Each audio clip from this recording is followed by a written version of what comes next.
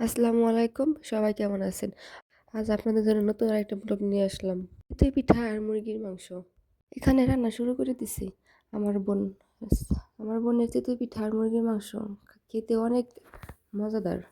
তার হাতের রান্না অসাধারণ। কি আর বলবো, তার প্রশংসা না করলেই নয়।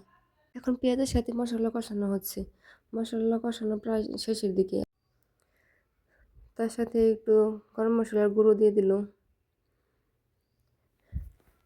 এখন এটাও কষানো শেষ, মিক্স করা।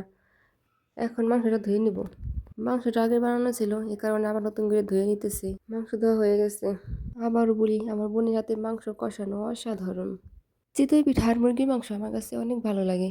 আমার মনে হয় না এমন কেউ যে চিতই পিঠা মুরগির মাংস পছন্দ করে না। তবে সাথে গরুর মাংস হলে আরেকটু ভালো হতো।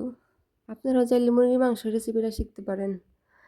কথা বলতে বলতে মাংস কষানো শেষ। এটা রান্না হয়ে গেলে তারপর আবার চিতই পিঠা বানানো হবে। রান্না করা শেষ। এখানে চালের গুঁড়ো আগে ভিজিয়ে রাখা হয়েছিল। অনেকক্ষণ আগে ভিজিয়ে রাখলে পিঠাটা অনেক ভালো হয়, অনেক সুন্দর ফুলে। আপনারা যারা পিঠা বানাবেন আগে 2-1 ঘন্টা চালের গুঁড়োটা ভিজিয়ে রাখবেন, তাই পিঠা অনেক ভালো হবে। এখন আমরা ছাদে চলে এসেছি পিঠা বানানোর জন্য।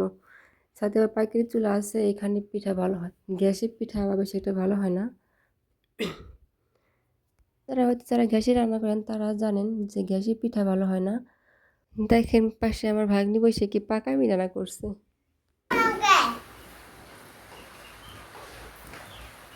সে সারাদিনই অনেক দুষ্টামি করে, অনেক দুষ্টু। দেখেন না কি পাকা পাকা কথা বলতেছে দুষ্টুতে। পিঠা দিয়ে দিছে, এখন পিঠা হয়ে যাবে একটু পরেই। পিঠা দেওয়ার পরে ঢাকনার সাইডে দিয়ে আবার কাপড়টা দিয়ে দিলে কি ফাঁকা ওখানে হাওয়া যায় না, পিঠাটা অনেক সুন্দর হয়।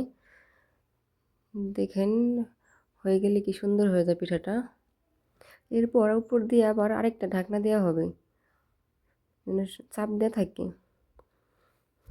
আপনারাও কি আমাদের মতো ওইভাবে ঢাকনার উপরে কাপড় দিয়ে আটকে আর উপরে আরেকটা ঢাকনা দিয়ে আটকে দেন? দেখেন পিঠাটা কতটা সুন্দর হয়েছে, ঝাঁঝরা হয়েছে আবার ফুলছেও।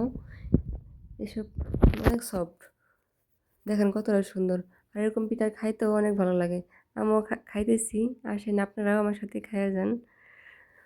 আচ্ছা, এখন সবাই ভালো থাকবেন। আল্লাহ হাফেজ। আসসালামু আলাইকুম।